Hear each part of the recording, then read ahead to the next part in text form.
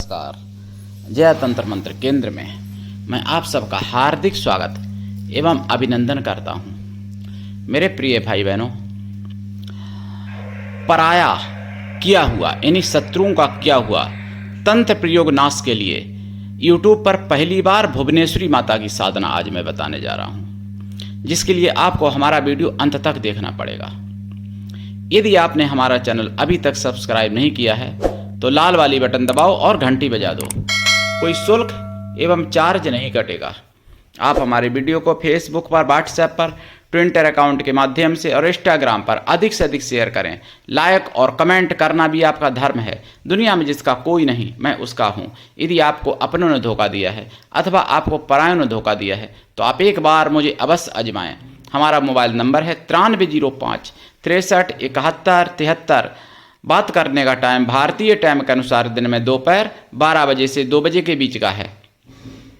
यदि आप सच्चा, पवित्र, निस्वार्थ दिव्य प्रेम पाना चाहते हैं अथवा देना चाहते हैं तो आपका स्थान मेरे लिए मेरे प्राणों से भी करोड़ों गुना ऊपर है।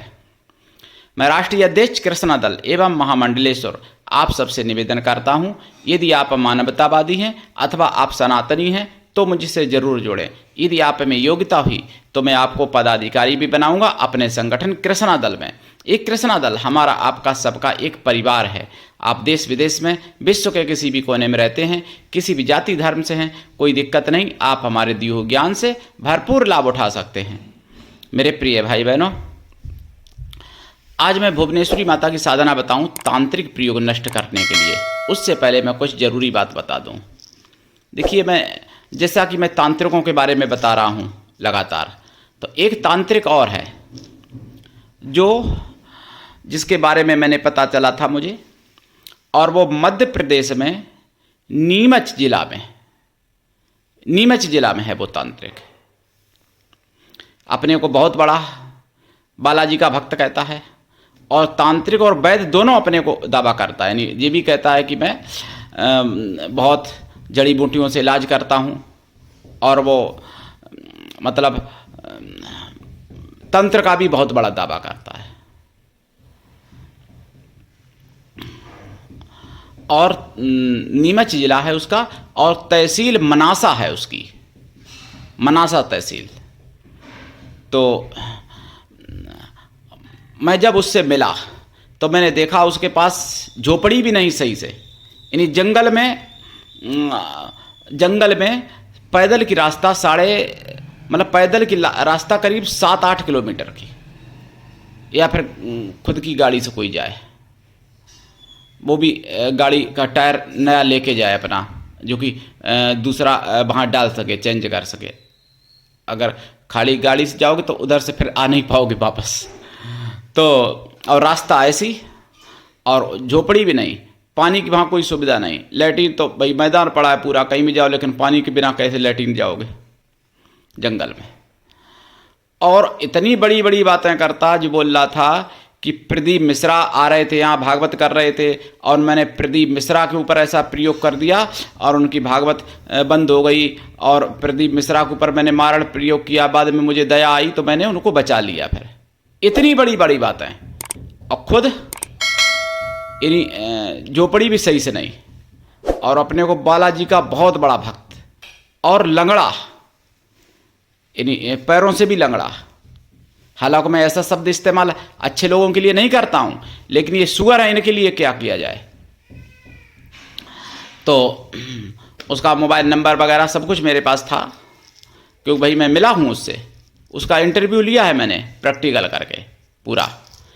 और बाद में पता चला कि एकदम 0/0, कुछ भी नहीं उसके पास, कोई मंत्र नहीं, कोई तंत्र नहीं, कोई विद्या नहीं, कुछ भी नहीं, और अपने को बहुत बड़ा दावा करता, और कई लोगों को ठग चुका।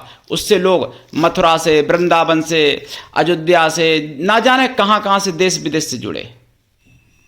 लेकिन एक बात है, जो एक बार आता है वो फिर दोबारा नहीं आता उसके पास। ये क्वालिटी है उसमें। मतलब अब आप ऐसे समझ लो, एक बार में वो ठीक हो जाता है होगा, जो दोबारा नहीं आता है, या आप क्या समझते हो। लेकिन ऐसा नहीं है, एक बार में ठीक नहीं हो जाता, एक बार में ही वो चूस लेता है और उसकी फ्रॉड पना पकड़ लेता है वो व्यक्ति। अब भाई पराये इलाका में क्या करेगा, तो दोबारा उसके पास वो लौट के नहीं जाता है फिर। बड़े बड़े लोग गए उसके पास, लेकिन फिर भी रही झोपड़ी की झोपड़ी। और शादी नहीं की है अपनी, मतलब भाई भौजाई हैं बच्चे हैं, उन्हीं को पूरा खर्चा देता है अपना। भौजाई हैं बाकी उसकी, मतलब कई भौजाइयाँ हैं, कई भाई हैं। तो हालांकि मैं जाति पाति को नहीं मानता, वैसे वो बंजारा जाति का है जो हिंदू में बंजारे होते हैं, लेकिन मैं जाति पाति के नहीं मानता हूँ। मैं एक फ्रॉड की बात कर रहा हूँ। तो ऐसे ऐसे तांत्रिक हैं जिसके अगर वो आपसे बात करे तो आप उसके जाल से बच ही नहीं सकते हो बिना कुछ दिए उसको रुपए। इस तरीके से आपको फंसाता है। लेकिन एक कहावत है कि चाहे सावन कितने बरसें, लेकिन ढांक के रहते तीन ही पात। ढांक के कभी चार पात नहीं होते हैं, ढांक में तीन ही पात रहते हैं, मतलब तिरुपति रहता है ढांक, ऐसा कहावत है, देसी कहावत है। तो ऐसे तांत्रिकों से भी आपको सावधान रहना है। और ये ऐसे ही तांत्रिकों की मतलब कृपा से, ऐसे तांत्रिकों की कृपा से 80% हिंदू जो है ईसाई या मुस्लिम बन जाते हैं। मैं ये बताना चाहता हूँ आपको। और दूसरी बात, मुझे सुदर्शन चैनल पर पता चला जिहादियों ने बहुत अत्याचार किए बांग्लादेश में। अब तो इस्कान वाले पहले बहुत ज़्यादा भक्ति वाले बनते थे, इस्कान वाले बहुत भक्ति, हरे रामा हरे कृष्णा हरे रामा हरे कृष्णा, और हिंदुओं को सुला दिया पहले। अब इस्कान वाले खुद ही परेशान हैं। बांग्लादेश में इस्कान वालों को आतंकवादी घोषित कर दिया वहाँ की सेना ने और वहाँ की सरकार ने। और प्रधान जो थे मुख्य, उनको तो केस लगा के डाल ही दिया, उनको मतलब केस लगा ही दिया। और पूरे इस्कान को, इस्कान संस्था को ही मतलब आतंकवादी संस्था घोषित करने की वहाँ पर कवायद चल रही है बांग्लादेश में। जबकि बांग्लादेश में इस्कान वालों ने उन्हीं को खाना खिलाया, उन्हीं को वस्त्र भोजन रुपया आदि सब कुछ बांटा, और वही लोग अब उनको आतंकवादी घोषित करने में लगे हैं। पहले तो हिंदुओं को सुलाया, पहले तो मोटी रकम लेके हिंदुओं को सुलाते हैं ये लोग। फिर जब संख्या हिंदुओं की कम हो जाती है तब फिर उनकी भी बारी आती है, वो भी नहीं बचते हैं। चक्र सुदर्शन भगवान का न दिखा के बंसी केवल दिखाते हैं और हिंदुओं को सुलाने का काम करते हैं बड़े बड़े संस्थानों वाले, बड़े बड़े महापुरुष अपने कहने वाले। फिर जब उनकी बारी आती तब फिर कौन बचाएगा भाई? हिंदू को तो तुमने पहले ही सुला दिया, अरे अपने पैर में तुमने कुल्हाड़ी पहले ही मार दी तो कटेगा तो है ही ना। हालांकि मैं किसी का अपमान नहीं करता, जो भी संत उनके चरणों में प्रणाम कोटि कोटि, लेकिन आपने पहले नहीं सोचा, इस्कान वालों ने पहले नहीं सोचा कि हिंदुओं को सुलाने का परिणाम क्या होगा। पहले हिंदुओं को वहाँ के सुला दिया और अब जीना हराम हो गया है उनका, इस्कान वालों का, और सभी हिंदुओं का वहाँ पे जीना हराम है। और बांग्लादेश में तरह तरह के अत्याचार किए जा रहे हैं हिंदुओं पर, आज भी बहुत प्रकार के अत्याचार किए जा रहे हैं। उनकी माँ बहन बेटियों को पैर बांध के घसीटा जा रहा है रोड पे खुलेआम हिंदुओं के सामने, और हिंदू कुछ नहीं कर पा रहे वहाँ पर। और मैं बताऊँ आपको बंगाल की घटना मुझे पता चली है। अभी देवोत्थान एकादशी पर बहुत अत्याचार किया हिंदुओं के ऊपर बंगाल में, अपने भारत में मुसलमानों ने अत्याचार किया, नहीं सोचो किसी और ने किया होगा, मुसलमानों ने। और मणिपुर में भी, मणिपुर लोग चिल्लाते हैं ना विपक्षी लोग, मणिपुर में क्या होता है? मणिपुर में ईसाई लोग हिंदुओं को मारते हैं, काटते हैं, हिंसा करते हैं हिंदुओं के ऊपर, ईसाई लोग मणिपुर में कोई हिंदू बजरंग दल के नहीं करते वहाँ हिंसा। तो ये मणिपुर की कहानी, सच्चाई नहीं कहते, बस यही कहते हैं मणिपुर। सच्चाई तो कहो कि क्या है मणिपुर में। और बंगाल में हो ही रहा है ऐसा, और भी कई जगह हो रहा है।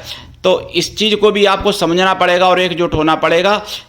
योगी माननीय प्रधानमंत्री ने भी संकेत किए और मुख्यमंत्री जी ने भी कहा है कि कटोगे तो बटोगे, लेकिन सुदर्शन चैनल के संपादक कहते हैं कटोगे तो भी बटोगे, मतलब बटोगे तो भी कटोगे और घटोगे तो भी कटोगे। लेकिन मैं कहता हूँ सनातन से दूर हटोगे तो भी कटोगे।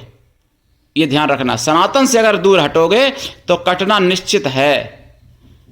अगर अहमदिया बनोगे तो शिया सुन्नी काटेंगे, शिया बनोगे तो सुन्नी काटेंगे, सुन्नी बनोगे तो शिया काटेंगे, या फिर ईसाई काटेंगे, ईसाई बनोगे तो मुस्लिम काटेंगे। सनातन से अगर दूर हटोगे तो निश्चित कटना है। इसलिए सनातन में एकजुट रहो और हिंदुओं की टांग मत काटो। जो आपको काटने आ रहे हैं उनसे सावधान रहो और उनके लिए तैयार रहो।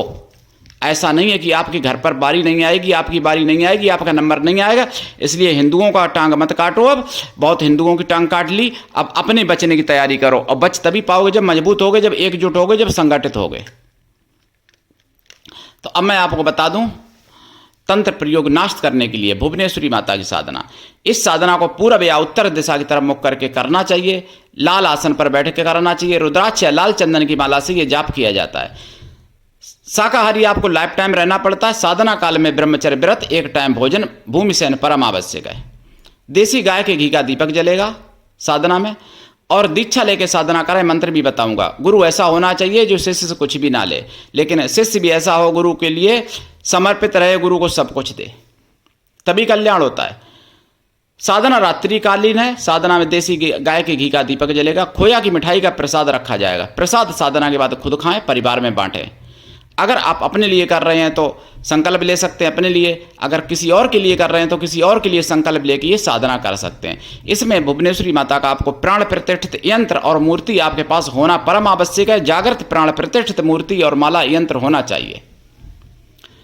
और जाप इसका 1.25 लाख वैसे, और वैसे तो सही कहूँ तो 3.5 लाख जाप है। जाप का 10 हवन, हवन का 10 तर्पण, तर्पण का 10 मार्जन, मार्जन का 10 पवित्र ब्राह्मण पतिव्रता स्वासिनी स्त्रियों को भोजन करा दें, और या फिर पवित्र ब्राह्मण कन्याओं को भोजन करा दें। कन्या या स्त्रियां किसी भी जाति वर्ग की हो सकती हैं भोजन कराने के लिए, लेकिन वो मन से तन से पवित्र हों एवं शुद्ध शाकाहारी हों। मंत्र भी मैं बताऊंगा। मंत्र है, देखिए मैंने बताया था कि संपुट लगा के भुवनेश्वरी माता का कोई भी मंत्र जपते हैं उसका प्रभाव उसी तरीके से होता है। तो मंत्र इसमें है ओम ह्रीम ओम, यही मंत्र है, ध्यान रखना। ओम ह्रीम ओम, ओम ह्रीम ओम, ओम ह्रीम ओम। 1 सप्ताह में ये इसको 3.5 लाख किया जा सकता है। तो करिए साधना, उठाइए लाभ। आज के लिए इतना ही, धन्यवाद। जय श्री राम, जय भुवनेश्वरी माता की। वंदे मातरम, जय सनातन, जय हिंदू राष्ट्र।